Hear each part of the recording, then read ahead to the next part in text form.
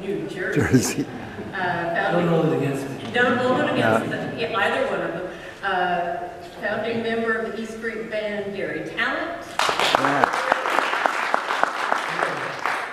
And amazing musician, part of the Delavantes. Now going out doing a solo album, Mike Delavante. Okay, I'm going to start with Eileen. So a little bit about the project and then introduce the American Music Honors. We do have a little sizzle reel from past induction events, which is amazing, and we'll get to that in just a moment. Thank you, Dana. So I'm the director of the Bruce Springsteen Archives and Center for American Music, and our mission is to preserve the legacy of Bruce Springsteen while celebrating the history of American music and the diversity of its genres and artists. In the weeks to come, we'll be doing a groundbreaking for a new building. It will house 4 museum exhibit spaces, one dedicated to American music, one dedicated to traveling exhibits, one dedicated to the E Street Band, and one dedicated to Bruce Springsteen. We also have an archives that has about 47,000 items in it. So we'll have a space for visitors to come in, sit in some cubbies, bring up some digitized items or oral histories or music. And we'll be celebrating a lot of American music through our programs, through our education programs, through exhibits, through conferences. So we're looking more and more to incorporate American music into our cultural identity. One of the programs that we've done now for the last 2 years, as Dina had noted, is American Music Honors, where we honor 4 artists each year for their contribution to American music, but also it goes a little bit farther than that. Artists also do so much more for activism or for some reason where they give back to the community, and we like to acknowledge those artists. So I'm just going to show you a little bit about our American Music Honors program that we've done now for the last 2 years. We are planning our 3rd one for April of 2025, and it all takes place in a very small, intimate 700-seat theater. So let's take it away and look at one of our new programs that honors American music. Bruce World. Gary, you've been with the E Street Band from the beginning, which means you've played with Bruce more than anybody. Take us back in time to how you met. Do you recall how you met this guy? Well, he was from a town inland of Asbury Park, a town called Freehold, which was like 12 miles inland. Might as well have been 1,000 miles, because we all had our bands. Our band ruled Asbury Park. His band ruled Freehold. Stevens ruled Middletown, Seabright area. And we didn't really know each other until we wound up at a club in Asbury Park called the Upstage, which I ruled at the time until he showed up. Then he ruled. It was kind of an after-hours club that we all played when we didn't have anything that actually paid money. So we could go there and keep sharp and actually maybe get a free beer or something. But it was something to do, but it was actually a very good education, because a lot of people in my same situation, avoiding the draft and whatever, trying to make a living playing music, could wind up there and get education. So anyway, he showed up, and there's a very famous story about that first night, but it's all wrong. Let's go with it.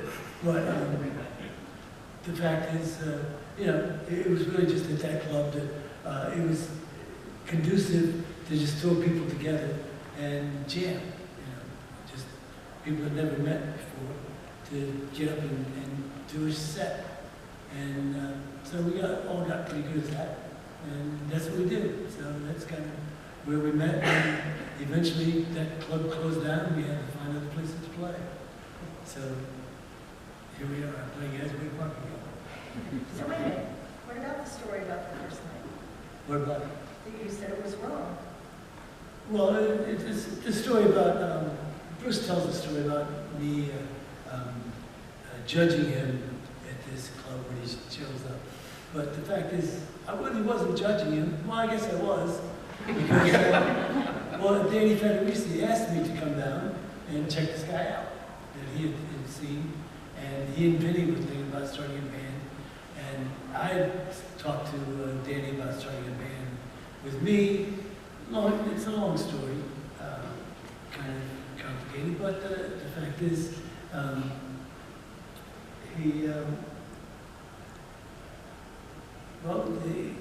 the fact is, he did very well. I thought he did good, and Dani said, well, I'm going to hitch my wagon to the star.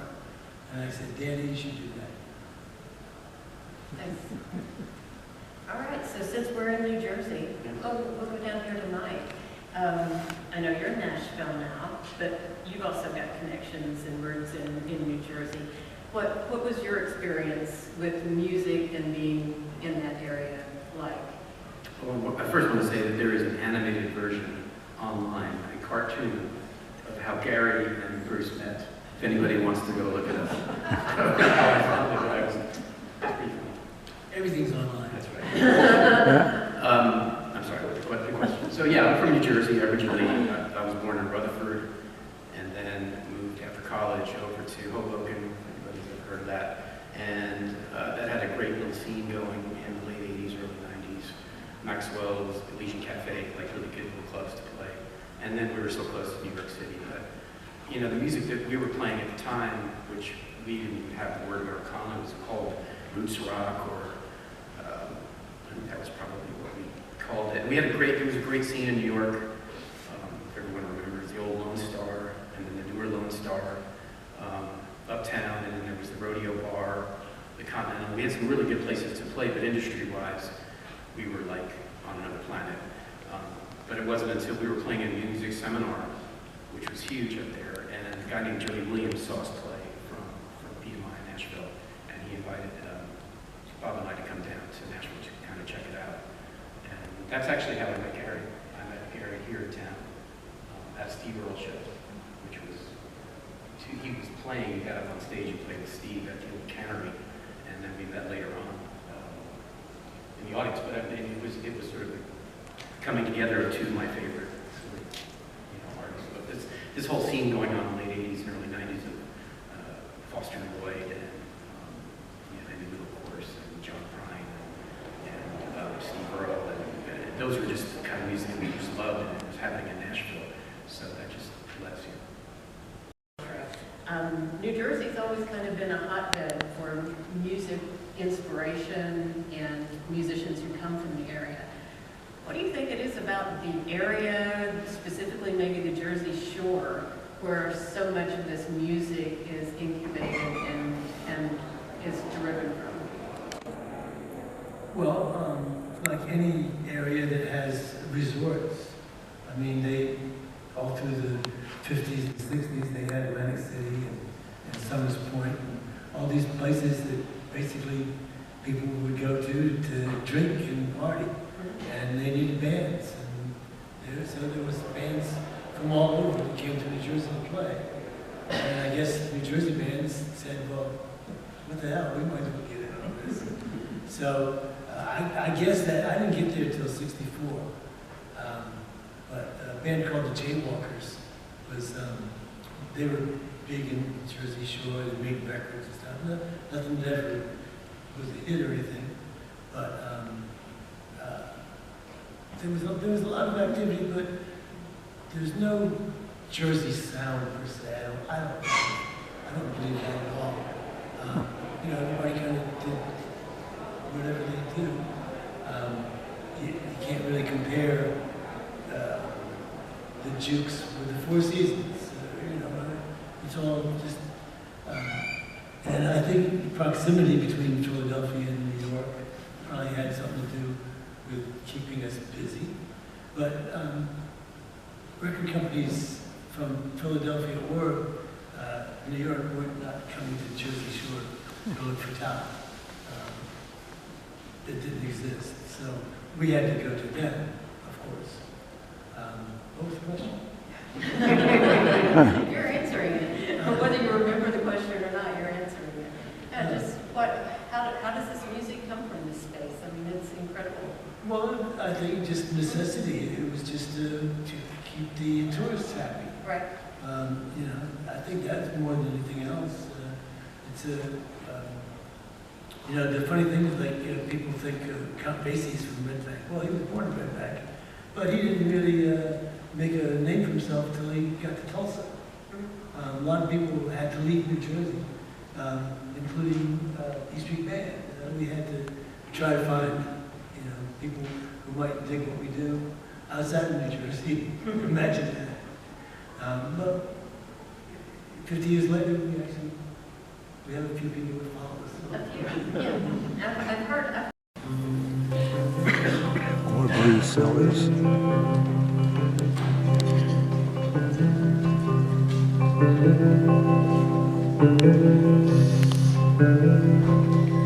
We are traveling through this wild land, always searching, all alone, dragging our load down that long road, and we're still so far from home. Ain't it hard to find a friend when you're out there wandering? It can get lonely, but we know we won't always be far from home.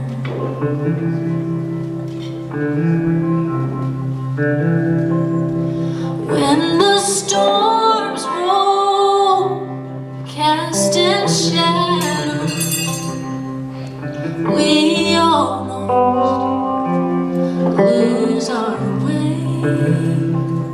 But every dark dream fades to memory in the warm, sweet light of day. Ain't it hard to find a friend when you're out there wandering? It can get lonely, but we know we won't always be far from home. It may get lonely, but we know we won't always be far from home.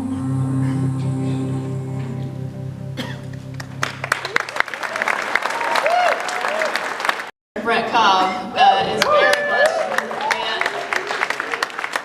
much in our space. So he has co-written quite a few songs that I had seen originally when we were in season 1. I got to know you through the Whiskey Myers folks, and then I kept pitching the song "The World Is Ending" over and over and over and over again. We never got it used, and it still kills me to this day. But then I kept hearing more of your music, and some of it was a little laid back for us. And so when we had a writing camp, then Brent wrote an amazing song for us that we're using in our new show, Landman, that's premiering the week after Yellowstone in November, starring Billy Bob Thornton, John Hamm, Demi Moore, and Ali Larder. And definitely worth a watch, and it has more music than Yellowstone by far, probably like 6 times more, so get ready. And so Brent's music just, I mean, your voice fits everything, your writing fits everything, so it was a pleasure to be able to bring him into the universe. And so I think, did we first meet at that writing camp? Or before that? We had talked, but I think that's right. That was the first time. Excellent. So yeah, it was just amazing. Thank you. It's been a while. Yeah. For that song, what was your inspiration for that song? Well, I started writing that song about 18 years ago with Rowdy and Jason Cope of the Steelwoods. And I think they've also had some music in there. And, Rowdy was like my older brother, you know, when I started going out to LA. I'm from Southwest Georgia, if you can't tell. I started going out to LA, and he kind of took me under his wing. He had a little apartment in the valley, and we'd hang out and we'd dissect Townes Van Sant songs and Otis Redding songs and Skinner songs, and he would be so passionate about life and music and the afterlife and all of the things and poetry. And one night he had this idea of it was describing a desert and the cracks and how dry it is, and that one lone flower peeking up through the cracks, just praying for some rain to fall. And so he had that whole concept within about, I don't know, almost 10 years later, I had a co-write with a guy named Dusty Gray, and he had this riff. And when he played that riff, for some reason, the old concept that Rowdy had those years before came to me, and we wrote that whole song in probably 30 minutes. And so that's how it happened. That's how it all started. I sent it to Rowdy, and they recorded a version. I recorded a version, and then Whiskey Myers wanted to record a version, and Rowdy wouldn't let him. That's the backstory. Please let us hear it. Ah, here it goes. Woo!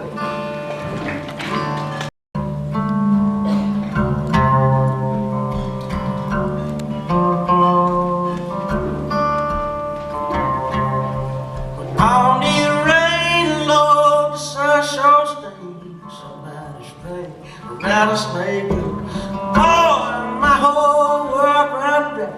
They that wicked old witch said by some bookers on me. One on the river, now my drop on the road. No more, I got a hollow heart, a pocket full of nothing. My soul won't rest and my eye won't pour in the rain. Come down.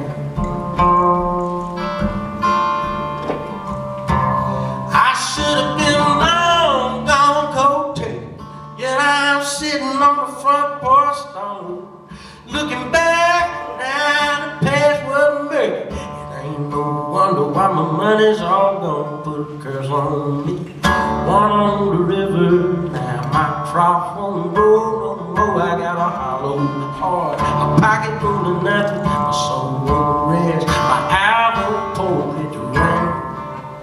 Come down, just let the rain.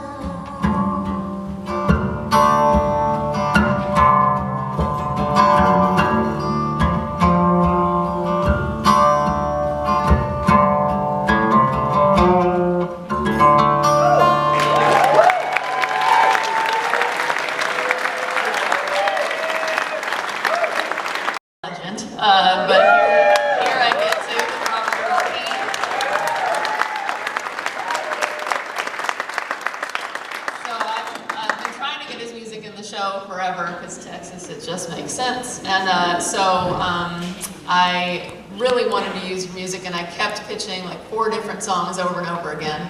And for some reason or another, the scene got cut, whatever. It was never that your music came out, the scene got cut. And so at one point, we were supposed to meet up, and then we didn't get to. And then on a Twitter account, not run by Mr. Keen here, it said, "What's a guy got to do to get a show on Yellowstone, or a song on Yellowstone?" And I was like, "I've been trying." And sure enough, right afterwards, we had a flashback scene that was perfect, and I was like, "Oh my God." I only pitched 1 song. It was just Shades of Grey, nothing else. I was like, "We are doing this is happening." And I was so happy to see it got in there, and obviously Taylor and I are both big fans, so thank you. Now, were you familiar with the show at all, other than your Twitter account not run by you? No, I was familiar with it. Yes. Okay, great. And then, obviously you've had plenty of placements in your career, but was there anything, did you actually watch the episode at all? Did you see your scene? I missed the episode. No, we'll send you the scene. We'll send you the scene. I don't even know what to say. I'm a little starstruck, to be honest. And I just looked at you, I was like, ugh. With that song, what originally inspired that song? We were in Oklahoma City the day after the bombing, and it was just, it was one of those really crazy, scary times. And we were there because we were playing the show, but of course, there's about 2 people that showed up, so I was thinking about how something like that would affect other people that had nothing to do with the bombing, and how they might be caught up in the storm of that. And I had this thought for a while about just having 3 young guys running around doing stupid things, which I used to do that with 2 other guys all the time. So it wasn't like total fiction. So I thought, how do I use this particular tragedy and put it in some kind of content where people would recognize that this turns everything upside down for all kinds of people all the time. So that's where it came. We did not use it in that context at all, but it's a great song, so please, let us have it. We met Oklahoma a little after 3. Randy is brother by my own GMC. We had some moonshine whiskey, some Bob's homegrown. We were so messed up we didn't know if we were drunk or stoned. Randy was a sad sack, tall, kind of frail, and Bob was a raving maniac, crazier than hell. They've been kicked out of high school several years ago for pushing over porta cans at the 4-H rodeo. Since then they've done their little dance right outside the law. Bob's once in Oklahoma, once in Arkansas. I don't know what possessed me to want to tag along, 'cause I was raised a Christian and I knew right from wrong. Right and wrong, black or white, cross the line, you're gonna pay. In the dawn before the light, live or die by shades of gray.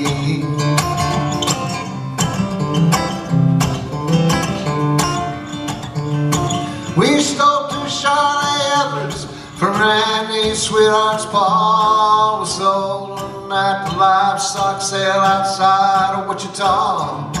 We got $900 and never did suspect the world the hurt we'd be in once we cashed a check.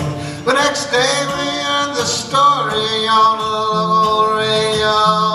We made our plans that very night to go to Mexico. And I swear we would have made it if it wasn't for the shine.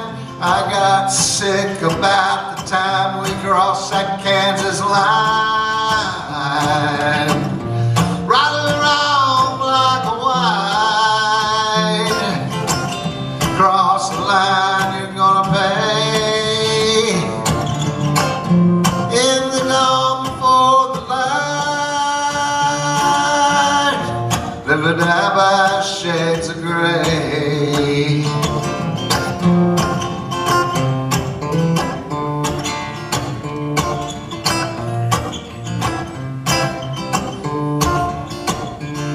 I was lying in the bar ditch, praying I would die. Well, I'd come on above us, a voice called from the sky. Half a dozen unmarked cars came screeching to a halt. They grabbed Bob, he started screaming, it was all my fault. There were men and dogs and helicopters buzzing all around. They had the brothers on the pickup hood, me down on the ground. And Bob blew all to pieces, Randy held tight. Then a black man in a suit and tie stepped into the light. He told his men to turn us loose, and they put down their guns. He said, these are just some sorry kids, they ain't the ones. Right around black and white, cross the line, you're gonna pay. In the dawn before the light, live or die by shades of gray.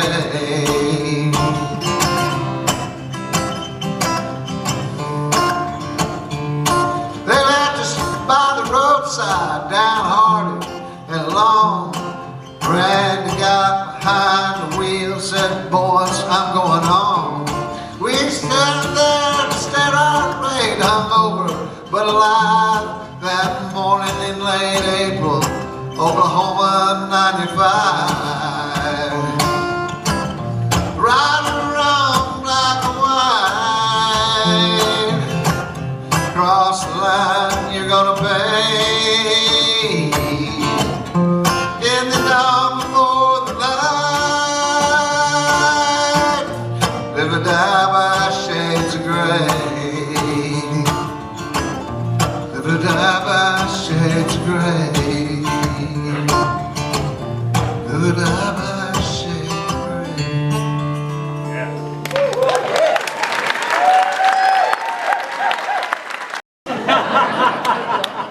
I had no idea how that happened. Taylor was a fan, and he just knew right away that's how it was going to be.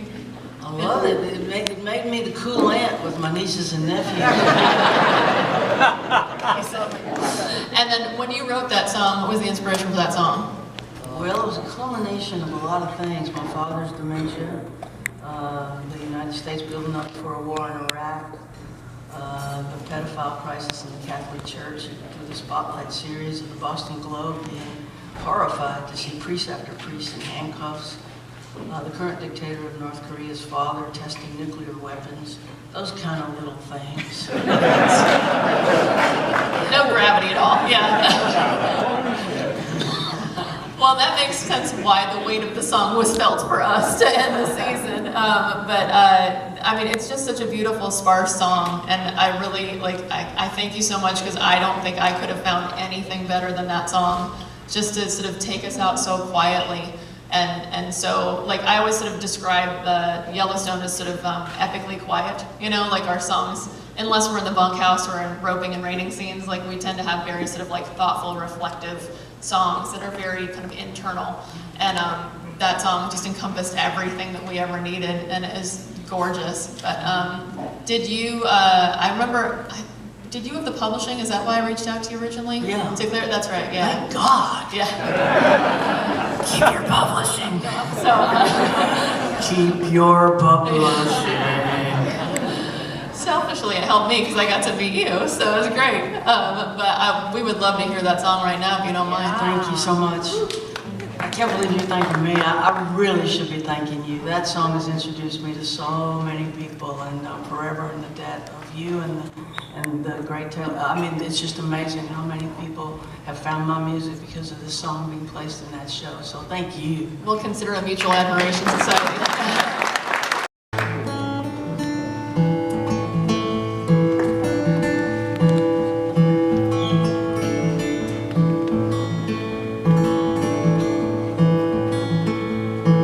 My father sure could use a little mercy now.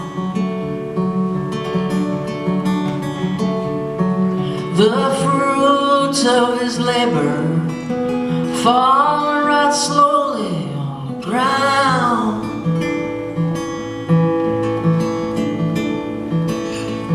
His work is almost over, won't be long, he won't be around.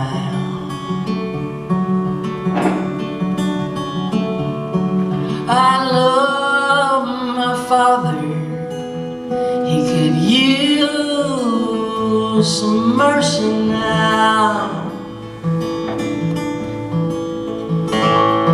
And my brother could use a little mercy now. He's a stranger to freedom, shackled to his fear and doubt.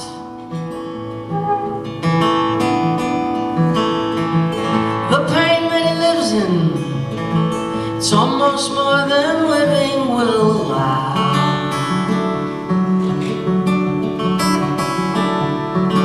I love my brother, he could use some mercy now.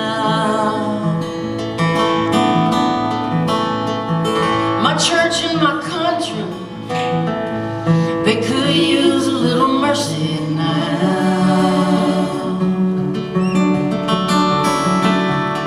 As they sink into a poison pit, it's gonna take forever to climb back. They carry the weight of the faithful who follow them down. I love my church and country, they could use some mercy now. Every living thing could use a little mercy now.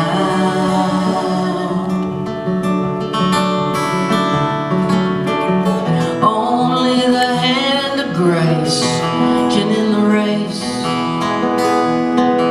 towards another mushroom cloud. There's people in power who'll do anything to keep their crown.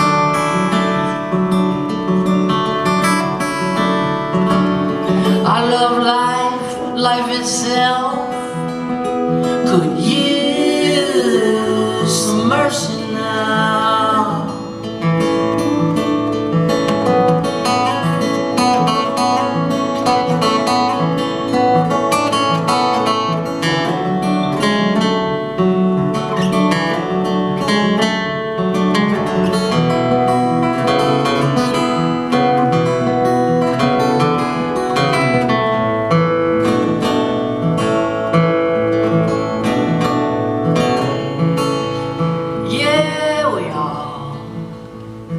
We all could use a little mercy now.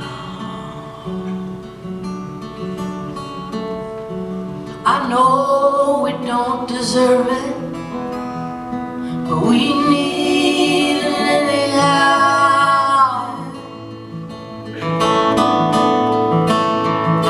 We hang in the balance, we dangle between hell and hollow.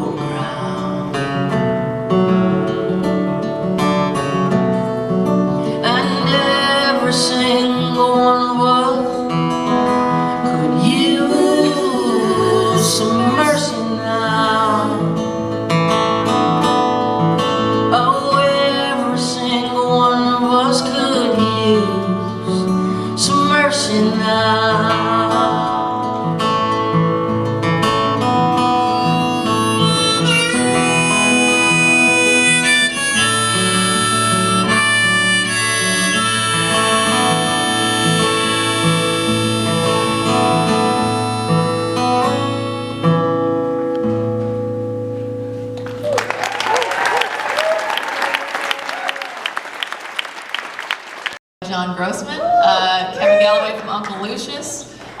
another Taylor pick. He told me, he was like, keep the wolves away. And just like, we're gonna find a place. I was like, great. So he told me the beginning of the season, and he's like, it's gonna find a home. And then one episode he went, this one. And I was like, okay, great. So it was great to hear your music and get to learn who you were. And then at the time, were you still together as a band, or were you on a break? What was happening when we used that song?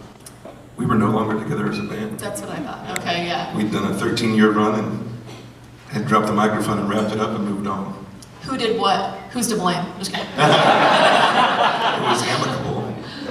And so when you got the placement, and then how did you kind of come back together again? How'd that all work? So the placement actually helped, obviously. We were more popular than ever online, and the song went gold, but we were not a band. And so we got together to celebrate and decided we liked each other and started to talk. A few years later, we got back together. That's amazing. Thank you for that decision. I do have to say I'm very thankful for that song, for what it's brought us back together, and we're all thankful for you guys picking it, obviously, for that. I want to say it's helped me as a songwriter too, because I wrote that song. It's a true story about my dad getting hurt in a chemical accident and almost losing his life. It's a blue-collar story that a lot of people have grabbed onto, and they share that with me. The show uses it as a soundtrack to The Long Black Train, and so it's become a soundtrack for a euphemism to get rid of your enemy extrajudiciously, you know? And so I have different fans coming up with that in mind, and it's led to great conversations, and it's led to me really asking myself the deeper questions and trying to find the line that the wolf is ourself, and I'm shooting for that as a songwriter. It's given me that place from which to speak. So I thought you were going to say the question you were asking is who you're going to take to the train station. So that's amazing. Well, currently we're learning that Taylor likes dad songs. So if you wouldn't mind playing Keep the Wolves Away, we'd love to hear it.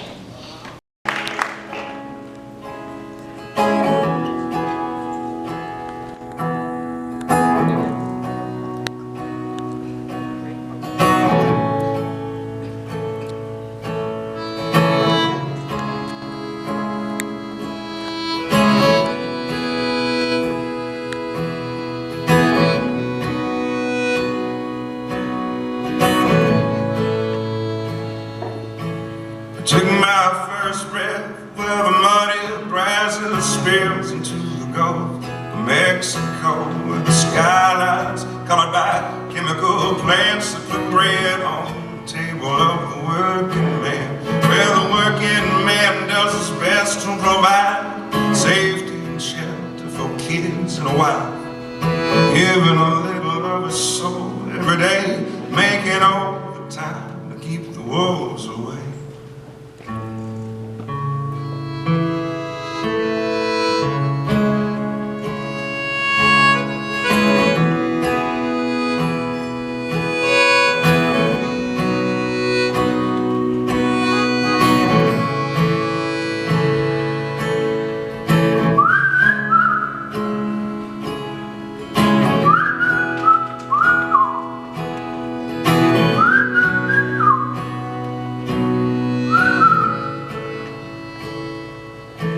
I was barely 13 when the company man tried to dig my daddy's grave. It happened on a French home tanker ship, spilling poison into Galveston Bay. Well, the liquid fire filled his lungs and his eyes silenced any mortal cries. Cold and grim, death's stinging pain, he fought like hell to keep the wolves away.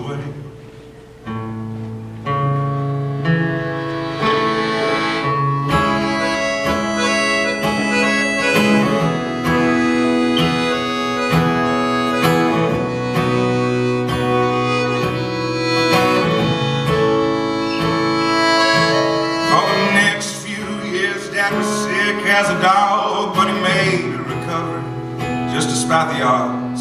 Settlement came and we moved out of town where the sky is and heavy with refinery clouds.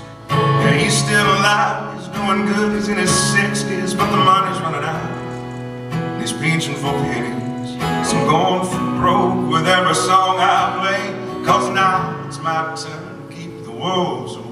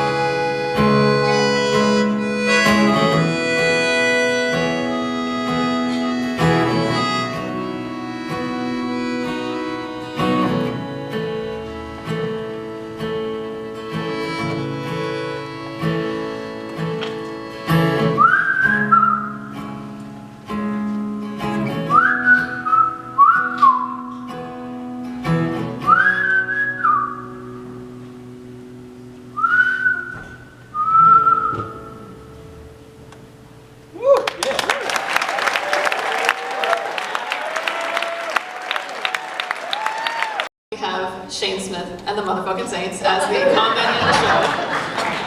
The only band smart enough to do co-branding with our show, so that we had a combo Yellowstone Shane Smith merch. So then that was amazing, and then we used All I See Is You in that episode, and then we used it in the next episode, and I was like, Taylor, you know we already used that song, right? And he was like, yeah. And I was like, so you want to use it again next episode? Yeah. You sure? Yeah. Okay. I was like, sure. And so if it wasn't already driven home with the first use, it was by the second episode. And then we went on the reign of terror.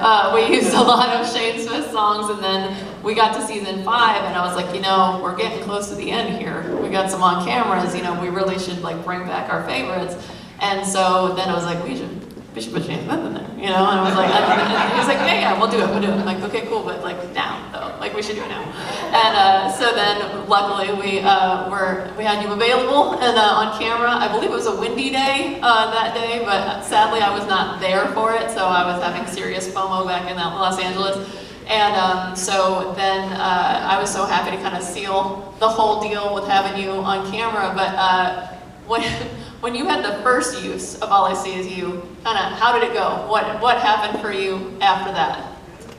I'll say this. So we've been like an independent band for going up, you know, during this time. How many years ago was that? When would that have been? Like 2-3 years ago? Yeah, about like 2 years ago. Yeah. So up to that point, we had been touring for, I think, well over 11 years independently. Up to that point, we hadn't been featured in a single local car commercial or anything, you know what I mean?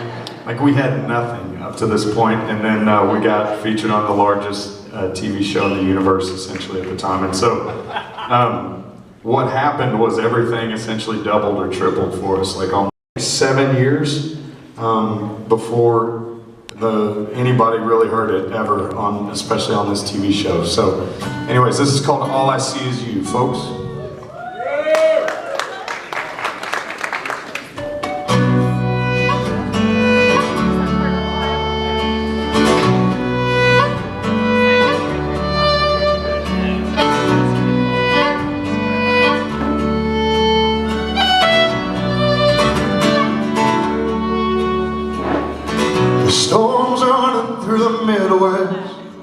Like a bandit out on the loose. All the clouds, they're black as nightfall, but all I see is you. Rain's pouring through the window panes and the cracks of this roof. Tea's boiling from the spout of the pot, but all I see is you.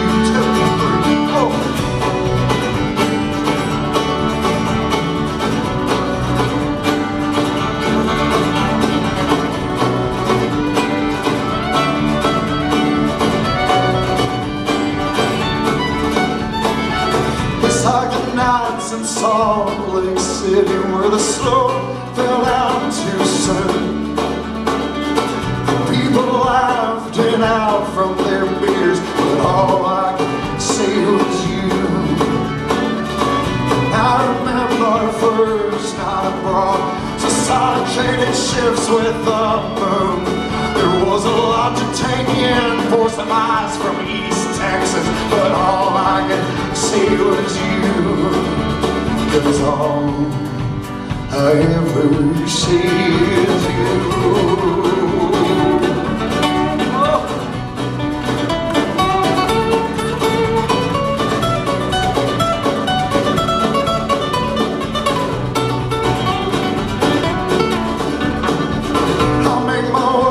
Doctor one day when my eyes don't work like they should. Just read the ladders from large down to small, but all I see is you. And when I'm old and weathered from the winds of life that consume, I pray to God the day I find my deathbed, all I see is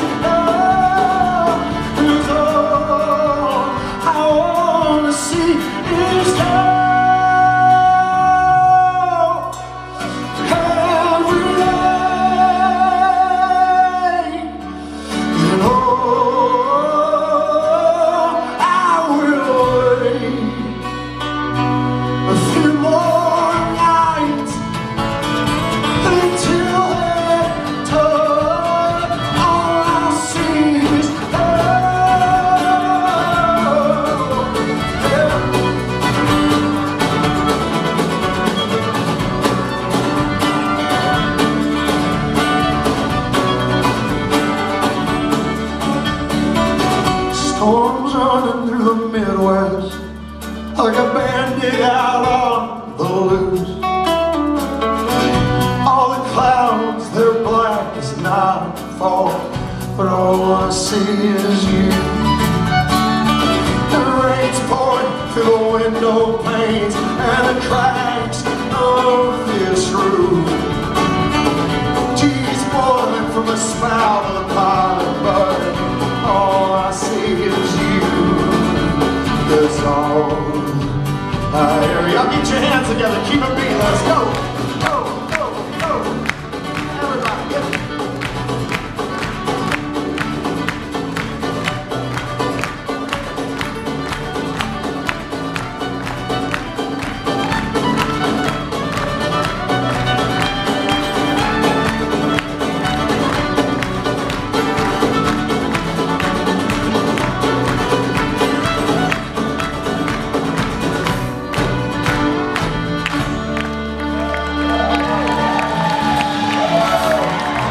Thank y'all so much. Y'all have a wonderful